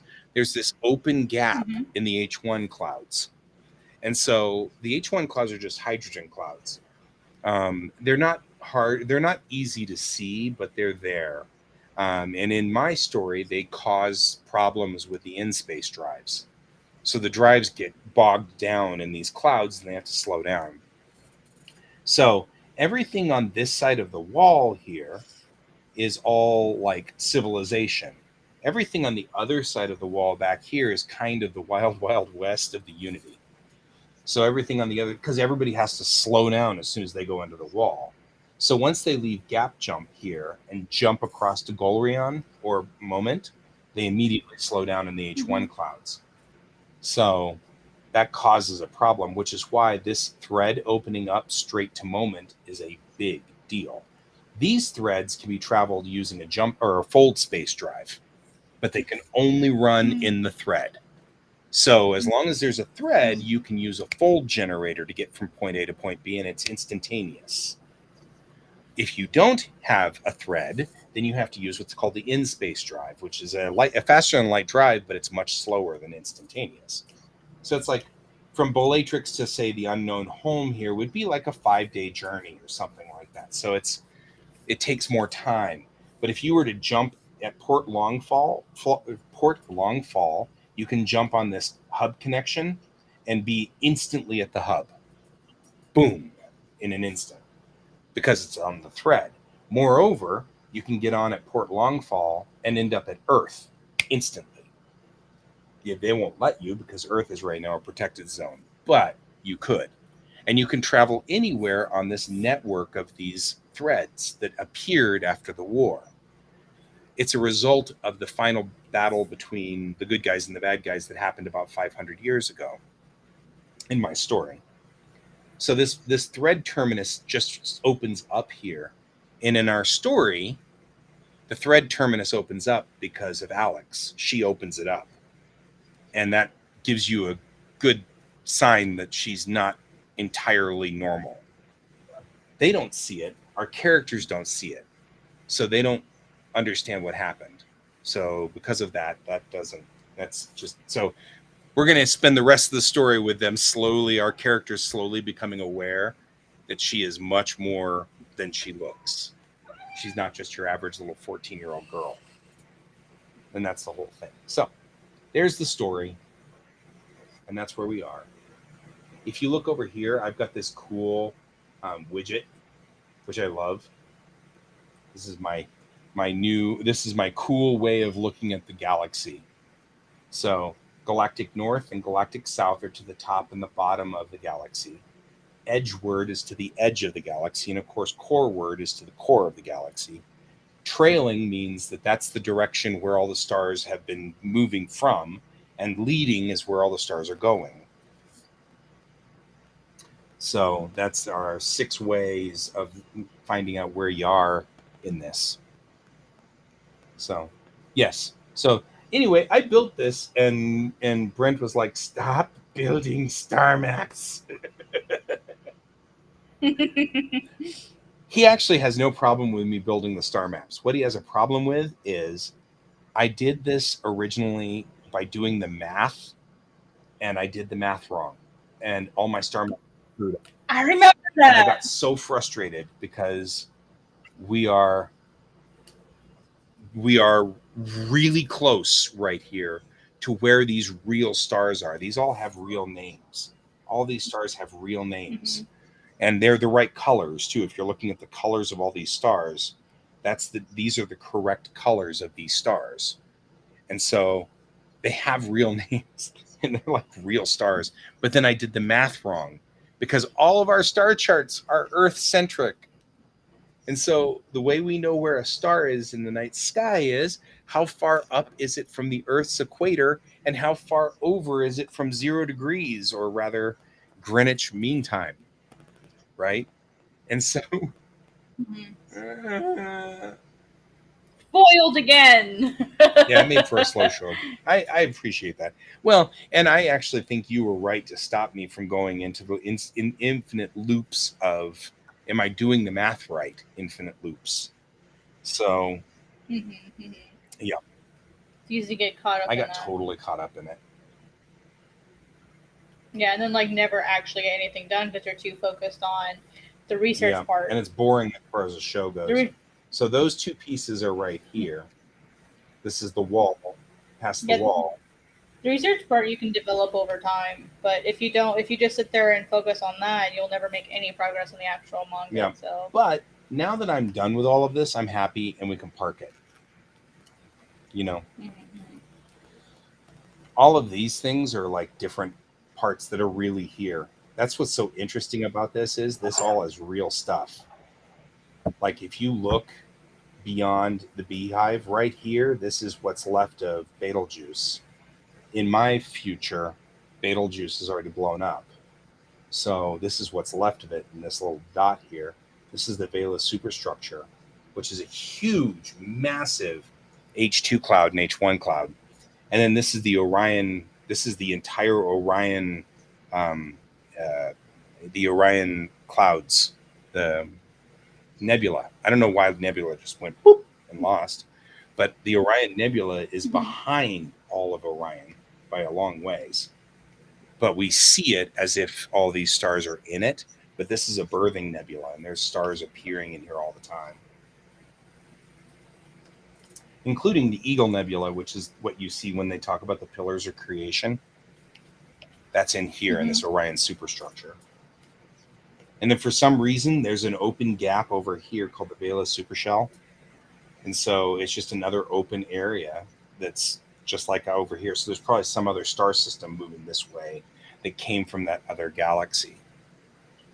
But the Pleiades is also a birthing nebula. So all of the stars in the Pleiades are all birthing nebula stars. They're young, very young stars. So there you go. Star maps. I've given you now a total run of my star maps. You are welcome. Thank you. So we are working on this. And where were we? We were here. Trees, forest. I would totally love to see how you did the universe. Aliens, I would totally do that. That'd be so cool. I love world building. In fact, we started a world building page on Facebook. And it was a buddy and me who were talking about world building on Reddit, because there are a whole bunch of subreddits for world building. We didn't find any really good ones on Facebook, so we started our own. And it's just for world building, because I love the world building aspect. I mean, I'm trying not to continue. Now I'm trying to look at things like the politics and the way we handle things and the culture and things like that are kind of more interesting now. You know, what crafted my unity? Where did it come from? You know, because they were all rescued people from Earth. But since the aliens rescued people from Earth, they didn't take only people from the United States. They took effectively 1/10 of the population randomly chosen. So they didn't necessarily get any leaders. They didn't necessarily get any. They just took as many people as they could get onto their ships and shove them in. You know what I mean? Like they just, as fast as they could, because the Earth was being destroyed. And so they just took as many people as they could and just shoved them everywhere. So the 65,000 people that were saved from Earth were a mixed race of everybody. So now the culture has evolved from that 65,000 to the where we are now, which is multiple billions of humans, but they're all effectively like these new cultures and this new design and this new, you know, everything is drawn out of it. So you don't have Indians and Americans and, you know what I mean? Like you don't have those anymore. You don't have Japanese. You just have people who then branched off into these new things, you know? That's cool. I mean, that's the thing. That's kind of one of the reasons why I printed my comics and put them on Global Comics, because now it's out there. And I can prove that I did it. And I can prove that I did it first. You know what I mean? That was sort of why I did it. But also, that's one of the reasons why I broadcast it here. Because frankly, if I have to go to a court of law, it's not hard to go back 20 shows and show that I had already said all of this stuff years before they came up with it or whatever. So if someone wants to steal my stuff, it's going to be a hard fight for them. The realization I came to was copyright is on your shoulders to defend. There's no nothing. I mean, so you either just kind of go with it or not.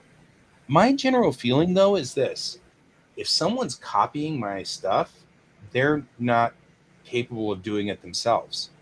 So all they've got is some early part of my story, and I've evolved past it anyway because it's coming from my soul here, you know.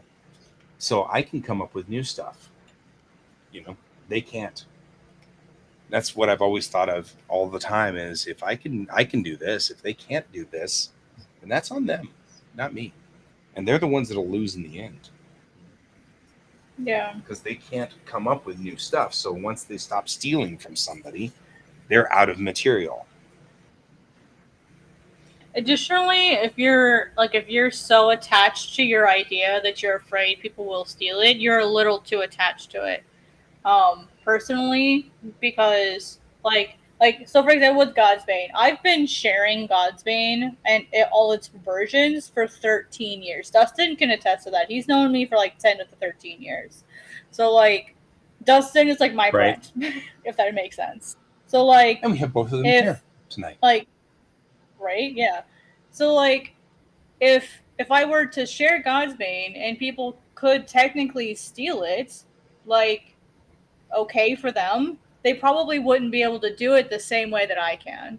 Even though, like, sure, the concept might be similar, like, they're not going to be able to do it the same way that I am because they don't know, like, what's in my mind for the entire story. There's a reason why I'm sharing, like, the characters and, like, some of the lore and some of the other things, but I'm not sharing the events that are going on because I don't want to spoil it. It's not because I'm afraid of people stealing it. I'm afraid of the spoilers. Right? There's only so much that I'm explaining about my story too. I'm only trying to explain up to this year, not explaining where we're going. If I run this the right way, there's 50 episodes, give or take, in this, and each episode has 3 issues. So to get to the end of this arc, there is a long way. Yeah, so like there's only so much that you can do when it comes to like preventing theft. And if you're so paranoid about theft, then you're gonna have a really hard time sharing your ideas like once it's time to start sharing it. Because ultimately you need to get you're gonna have to share it eventually. You can't hide it forever. And if you just have the paranoia of, oh my god, someone's gonna steal it, oh my god, someone's gonna steal it, oh my god, someone's gonna steal it, then you're gonna have a really hard time sharing it with people and actually trusting other people with it. Like, that's just an unfortunate reality that if you want to be in the space of making comics, you have to share your stuff. Otherwise, people aren't going to know about it, you know? And if you want to wait until you have your first few pages done to talk about it, that's perfectly fine. Some people choose to share their stuff, like, in advance, sort of like what I do, because I want to gain people's interest before it comes out. So I'm already starting to build my audience. I'm building people that are interested in the character design or in the type of lore that I'm building. Like, that's why I've been wanting to share it. And the story that I had like 10 years ago is completely different than what I have now. It's like 10 years ago, it was like 800 chapters. I'm not even joking you. But I was that person that I talked about in that one tweet that everybody hated. So, like, I was that person. I'm smiling I've been there. because That's I just why talked about my 50 episodes with 3 issues each. So, so you get it. But yeah, so like, it's a completely different story, dude. Completely different main characters, even. Like, Aros was not a main character in the original version. He was just a little minion that like didn't mean anything. He was just there, right? Like it didn't mean anything. It's like it's a completely it's like a completely different story. So yeah, now it's 8 books. it's 64 chapters. If it goes the way that I want it to go, like what I have planned, it's 64 chapters. That's it. Yeah. That's So I don't even know how for many me, it's 150 comic books, and that'll be 300 chapters total, give or take. Right? Let me do math. Yeah. Let's see. For me, it's 64 chapters. Each chapter will be roughly, I'll say 18 pages to count the cover, and they may vary slightly. So if I'm looking at, well, 8 books. Let's see, 8 chapters each with 8 books. 8 times 16 is 128 pages. 128 times 8, about 1,000 pages. Yep. A little more than 1,000 pages. This is going to be the entire story of God's Bane. That'd be like 5 tankobons. Yep. If you look at the 200-page variety. But I'm doing it in pages that are slightly less than that because I want to be able to add in bonus art. So especially if I go indie, that's why I'm going with only 8 chapters, since I want pages for bonus art and stuff. But yeah, so yeah. So I probably will still in the end have tankobon-sized books. I'll just have a shitload of bonus art at the end of each of them, and like thank yous, because I'm gonna have to do crowdfunding, so I need to make pages to account for, thanking people and talking about the journey and concept art and bonus art and blah blah blah blah blah. I have to account for that too. So that's why I only did 8 chapters per book instead of the usual 10. So yeah. If I were to start God's Bane now and I were to do a page a day, it would take me 3 years to finish it all, but that's not taking a single day off. It's taking time off, especially holidays and like actual hiatus and birthday holidays. Like I estimated it would take me about 6 years to finish. Because realistically, there's going to be a lot of days I can't finish a page a day. So my estimation, if I do it on my own and Viz doesn't go anywhere, it'll be 6 years.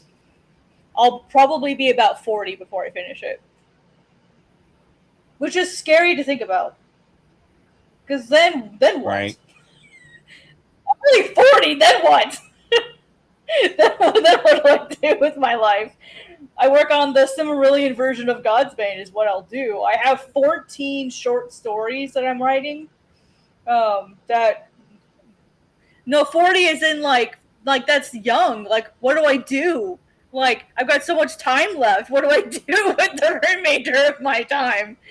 Not scary as in, oh my god, that's old. The opposite. Right.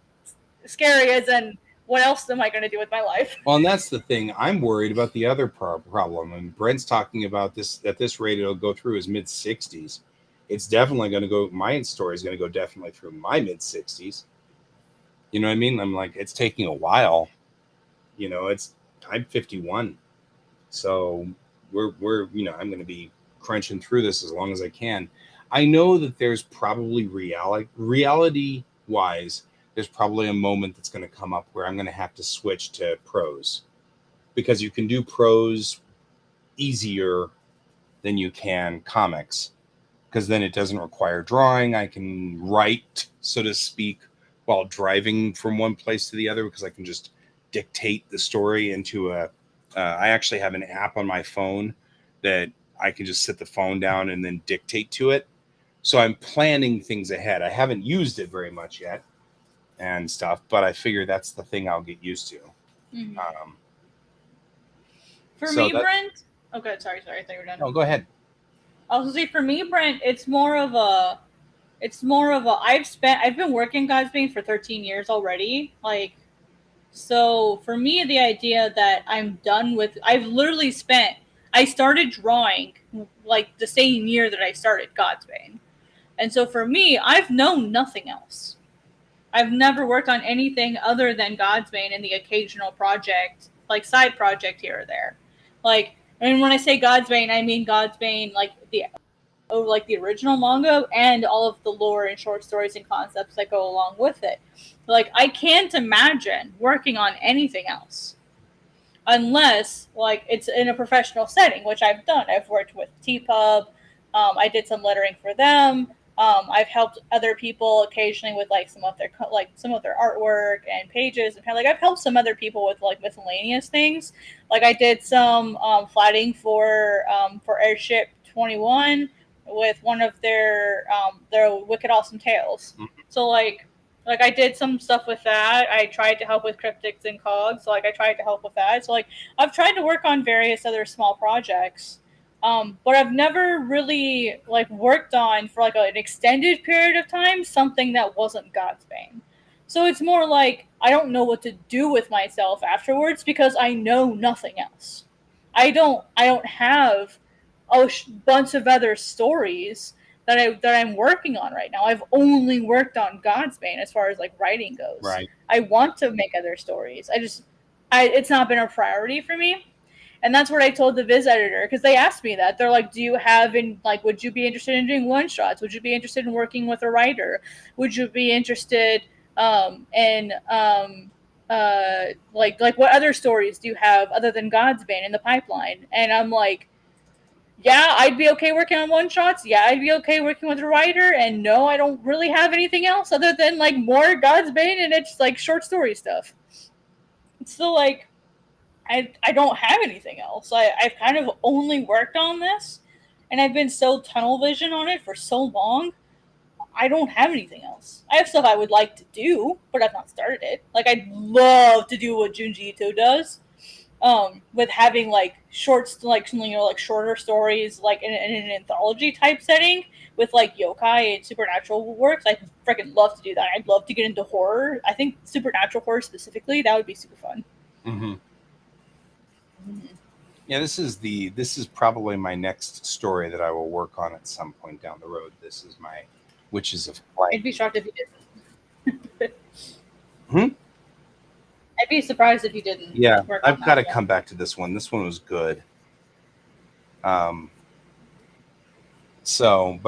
yeah, I have a second story that I was working on prior to this, prior to going to Latrix Rising, which was an alternate history of the space program. So suppose that we didn't stop at Apollo 17, but rather continued on. So I have, and the only reason that I've dropped this one temporarily is because there's an Apple TV series that's wonderful called For All Mankind. And that's actually the exact same premise. It's suppose they didn't stop at Apollo 17, but rather something happened, and all of a sudden, the Apollo 11 wasn't the first people to land on the moon, but instead the Russians landed on the moon first, and in doing so, altered and changed the history. And so they're following what would have happened if we had been in that position. And I wasn't going to concentrate on that part. I really wanted to talk about the first female astronauts, because that was interesting to me, because there are so many things that people don't know that happened when we brought in our first female astronauts in the 80s. And because they were brought in the 80s, they only got a lot of misogyny, not a whole lot of misogyny like they would have if they'd come in on the 60s or the 70s. And so there's some bizarre stories that fascinated me and I think would be interesting to tell. So I had done this where my main character, her name was Eve. She's like a mechanical genius. She just knows how to fix things and knows how to do it and knows how to make it work. If you guys are wondering, this is a 41 Chevy pickup. And yes, I've accurately done the engine because I can't not. I'm so OCD. Anyway, that's one of my favorite. You just care about your stuff. I really do. Like, I also have a friend who's a gearhead and who could identify right there whether the rotor on top was wired correctly or not. So I didn't want him getting on there and saying, you wired it wrong. The firing order is out of sequence. You would screw up that engine. So I made sure that I got the firing sequence right. That's hilarious. Because I know he would. I knew he would look at it. He's an old car guy, and he loves old cars, and he knows the Chevy Inline 6 like the back of his hand. So he'd be able to look at that and go, yeah, I did it wrong, So I even made the wires go to the right place. And I was all proud of myself because he looked at it and went, "Hey, you even made the wires go to the right place." And I'm like, That's amazing. that was like my whole drive. I love it. You totally know what I was after. I live for moments Okay, like that. right. Well, it was like you and when I was doing the archery thing, like making sure I did it right. That's such a minor thing. But it's important. That yeah, like if you know, it Yeah. stands out. And so for me, it's really cool when I see someone who like actually does like good archery poses that are like realistic and not just cool looking or dynamic looking, but they're completely wrong. And I'm like, that is not how her body would twist, or that's not how this character's hand should look like. Like that, they're gonna like snap their Right. fingers off. Right. Yeah. It was good, and I'm kind of glad that For All Mankind kind of stopped me before I got too far down here, because this had a lot of stuff. But some of the art that I got out of this is really fun. I like this. That one's cool. That one's always been one of my favorites. Like, it's got all of the actual intakes and outtakes, but I modified it to be like the C7 astronaut. Instead of being more like the Apollo runs, I went with more of the later ones that they were doing. I like that one. That's one of my favorites. And then there's the ridiculous picture, which is so much fun. I love this picture so much. Like, I like that picture a lot. The problem is the printer sucked. So I printed it and then watercolored it. And I like the way it looked. It turned out really nice in watercolors. This look good.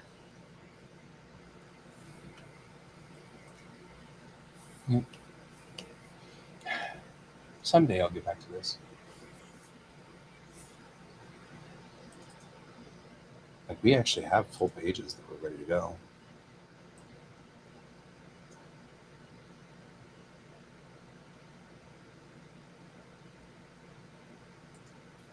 And that's upside down.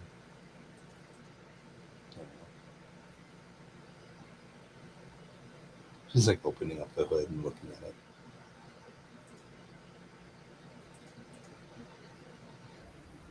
I have so much Godspeed lore that I'd love to be able to share about like how did the culture get to be this way? How did Amat become evil? Like, like how did the stars form? Like everything that I've made for Godspeed, as far as like the lore, like is like I basically created it like its own mythology. Like, oh, that makes sense. That's why they would name this that, or that's why they do this, for their festivals or their culture. Like that's why they do those things. I've gone through all of that to try to make something that people could question and go, is this real?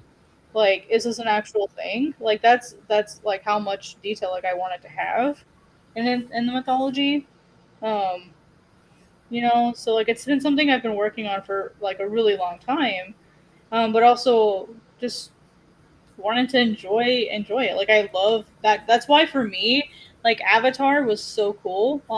Both avatars, like the Airbender and Pandora, because it was like what that's actually what got me started making manga and animation in the first place. When that movie came out, like I had just had my TB diagnosis and I was trying to figure out what I wanted to do with my life. And then that movie came out. And I'm like, oh my god, I want to do animation. And I want to tell stories. And so like everyone hates on Avatar, but you have Avatar to thank for me. So I'm just saying. That's fair. I feel like there was something else. And yes, Aliens, I would definitely want to see your stuff. I'm so looking forward to it someday. When you're ready, though. I don't want to see it before you're ready. That's very important to me. It's very important that you do what you need to do and do it your way. Have it your way. Subway. I am kind of worried. There was other pages. I know I made other pages. I'm like, where are the other pages of witches? We weren't that far in, but we were in. And now I'm kind of like, is witches missing for a reason?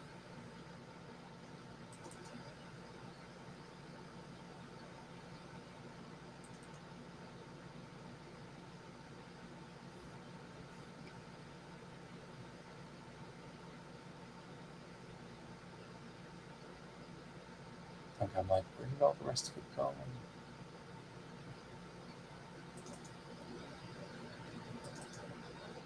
Oh, that's why. There we go. I was wondering where they were. I was like, I've got toned pages. They've got tone in them. I'm like, where did that go? And these look much better than the blue line ones.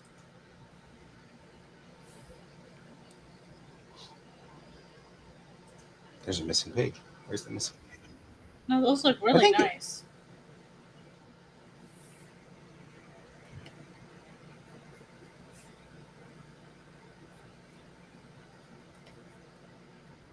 But all the stuff that you're sleeping on, Guy, my goodness. I know, right? I'm like, and this is such a cool scene too, because I called my buddy, the guy that I said like knows everything about these cars, and I said, tell me something about this particular vehicle that nobody would know, that only people who really know what they're doing would know. And he said, you can take the registration card out of your glove box, and if you fold it 3 times, you can regap your points. And I'm like, really? He's like, yeah, I used to do it all the time. And I'm like, sweet. So that's what I had her do here, right?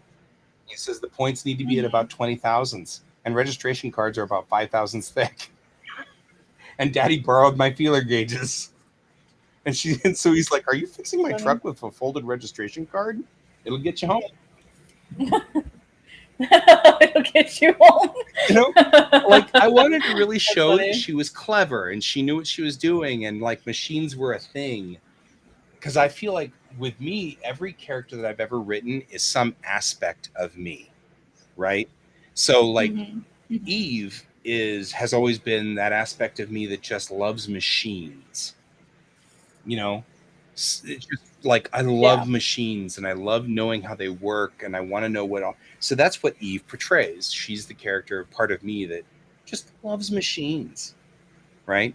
Whereas Chang is the part that loves being in space and wants to be out there on the frontier and move forward and stuff like that. That's a different aspect of me. But she's a different character. She's a different face of me, you know?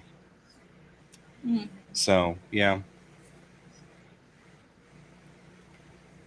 That's super cool. So, yeah. Yeah, all this stuff I'm sitting on, like this whole thing, right?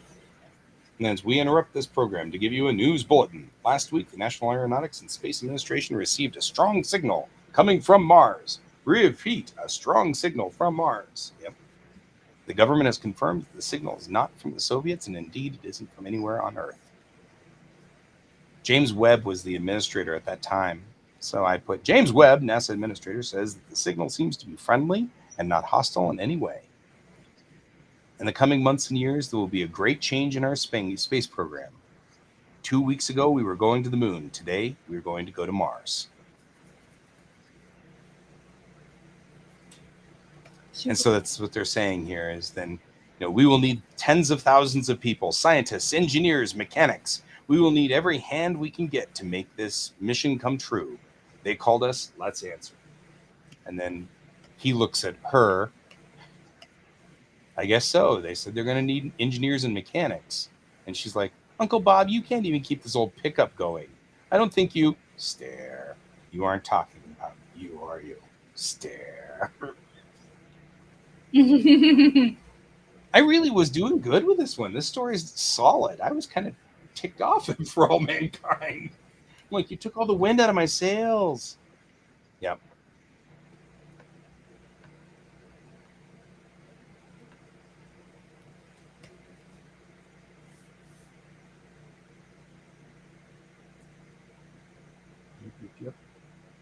I like these pages too.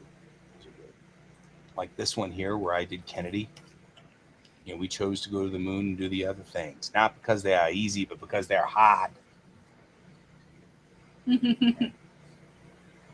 That's funny because I like how you even added the accent. Well, it's because he talked like that.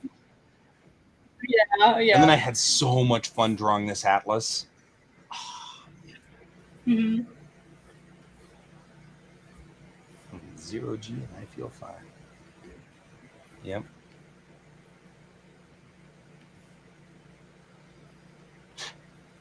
Man, that Mercury Atlas, what a mess. So amazed that thing ever did anything. So John Glenn, this is one of my favorite stories about John Glenn.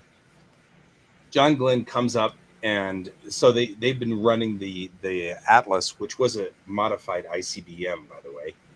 It was designed to carry nuclear weapons, and they took out the nuclear warhead and then stuck a capsule on it.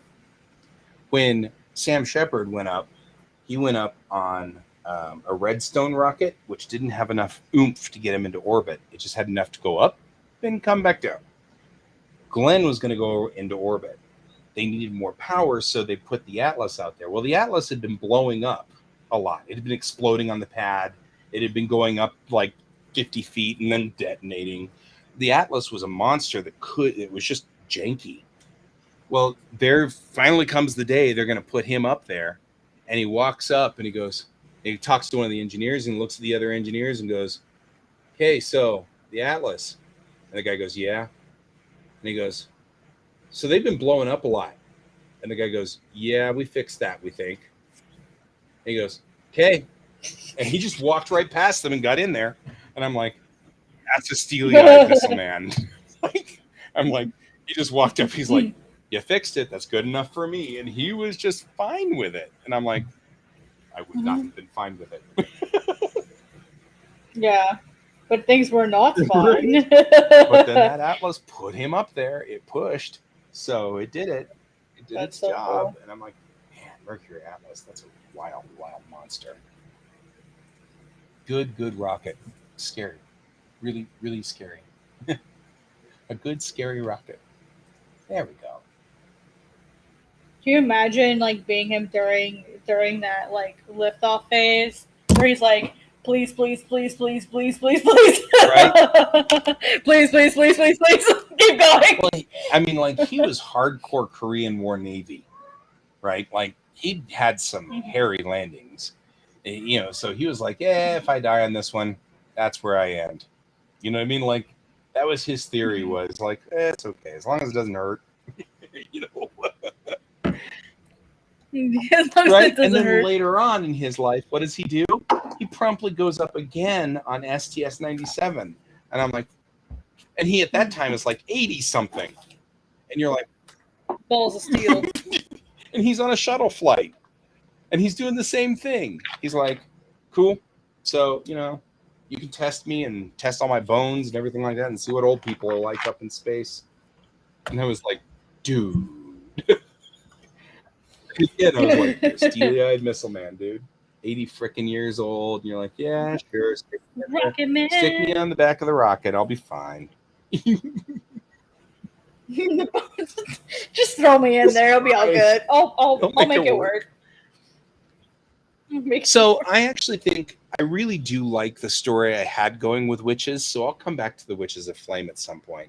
Witches of Flame, by the way, is a reference to the Night Witches, the next Noxtaxen, which were a series of Russian women during World War II that flew these horrible, horrible biplanes and bombed the Germans. And the biplanes were so loud that what they would actually do is they would fly up to the German line and then kill the engine and coast. They'd glide over German territory and drop the bombs. Shit. And then the girl in the back of because it was a two-seater, the girl in the back would then climb out of the airplane along the side of the aircraft, go up to the front of the aircraft, and hand crank start the engine again. And then climb back in. Oh my gosh. But because of that, they couldn't hear them. All they could hear was the whistling of the rattling of the fabric of the wings and the rattling of the fabric of the aircraft. So the only warning they got was this sound that sounded like brooms, like wind rushing through brooms. So they started calling them Noxtaxen or Night Witches. And so I'm making a reference of that with this and calling it, the Witches of Flame or Flame Witches, right? So that's the reference there too. I actually really like Witches. I'll come back to it. It's in there. It's not going anywhere. It'll be fine. You're right. I'm sitting on so many weird things. I don't even know what my problem is. It's so strange. Just time to do everything. I don't have enough time for it. Yeah. Yeah. I don't have time for it all. That's all right. I've got stuff. It's all good. Somewhere out there. Now it's kind of my problem with God's Bane. I just never had time. Yeah. Well, I got time now, so that's what I'm doing. Oh, here's I'm looking around at stuff here and going, oh, wow, look at all these things. Why? Well, there's the champion. I love this picture. It's always been one of my favorites. Oh, yeah, the Tammy is such a pretty ship. But even here, I loved my splashes in this. They were pretty cool.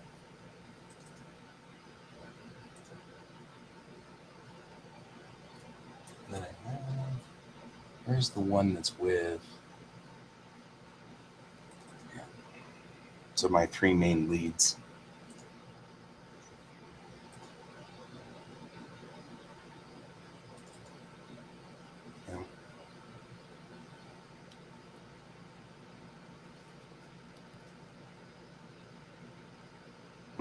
Can you get the chief engineer in town? Yeah, about that. Some good stuff. This one's not bad either.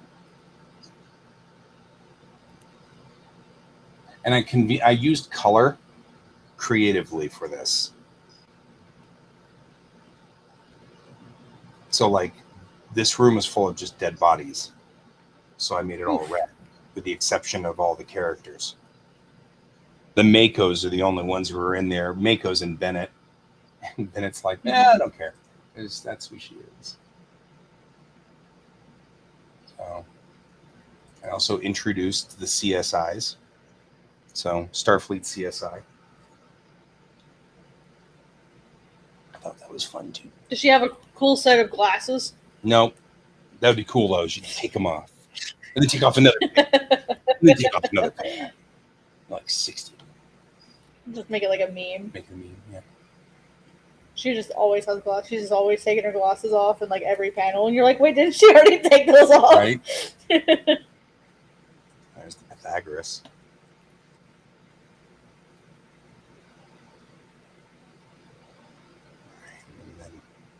Those are Klingon I-9s. I like those guys. I invented those. I made them up. They look pretty cool. Misa, that was really loud. That was loud, but we know you.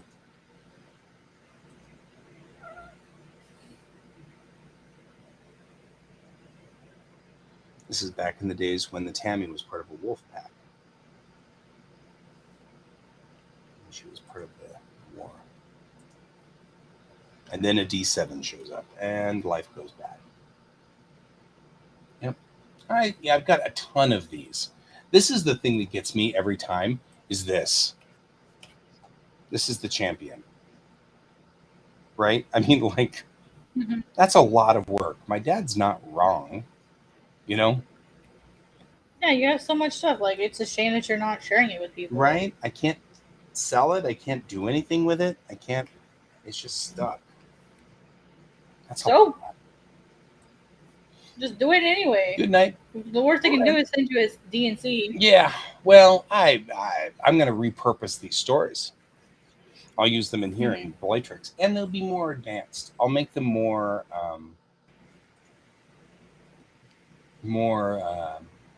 I'll grow them up a little bit. Cochran in her dress uniform.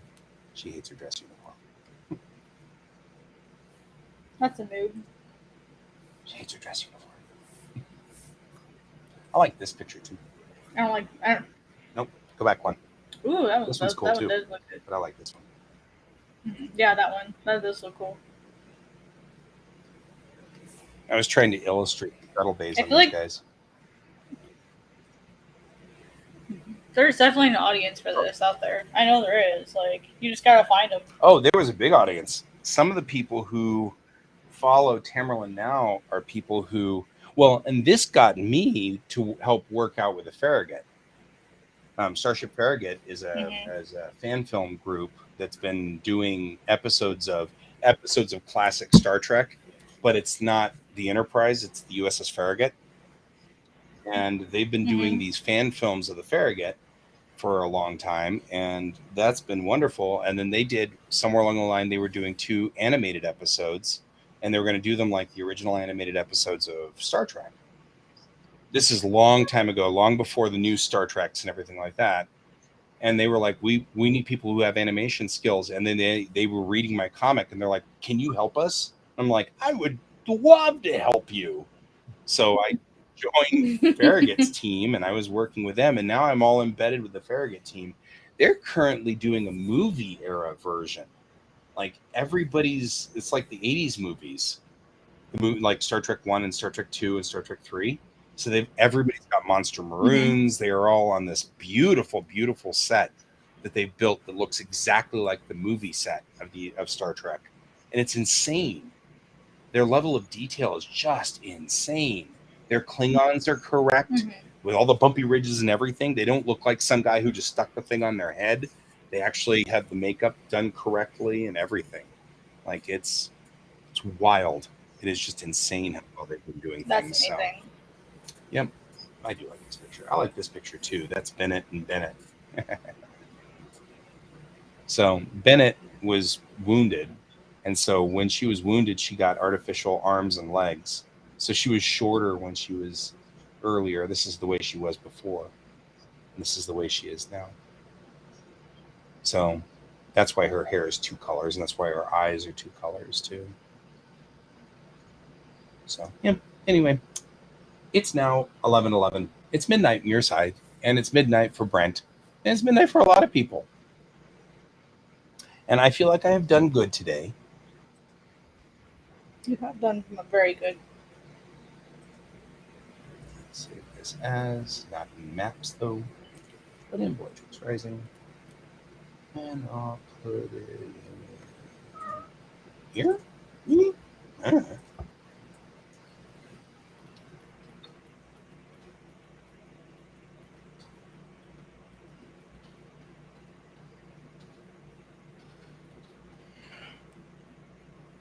All right, I'll put it in here.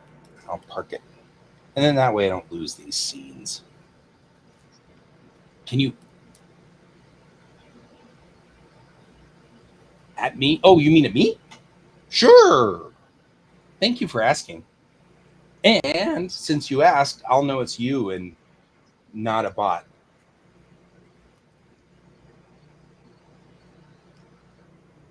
There shouldn't be bots in my Discord. Yeah, but you probably should be looking for at GS Davis Art for on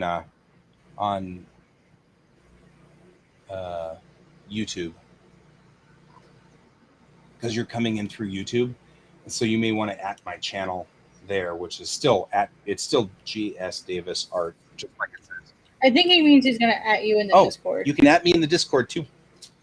Although I don't have Discord running at the moment, so I will look at it tomorrow morning, because I am going to go to bed. I am going to pretend like I'm a normal human and try to go to bed, because somebody has to get up with somebody and make sure that somebody gets to school. And I won't name any names, but it's probably me. So there's that. No!